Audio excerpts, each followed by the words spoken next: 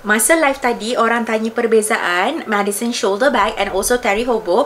So ni dari depan, kalau yang Madison ni kan dia pakai Saffiano leather, so tak ada yang version macam leather lain ataupun version yang printed. Kalau katakan Terry Hobo kan ada version yang signature coated canvas ni ataupun yang version leather. Bel boleh tolong letakkan. Lepas tu kan kalau dari tepi dia boleh nampak lah Madison ni kecil sikit. Belah belakang dia kalau katakan Terry Hobo ni ada zipper. Kalau pakai shoulder, yang ini dia nampak lebih kemas lah.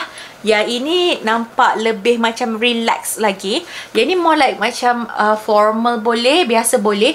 Yang ni more like chill-chill punya vibe, macam nak lepak-lepak lah. Dua-dua ada crossbody strap. Kalau katakan isi padu, memang Terry Hobo ni lagi besar lah isi padu dia.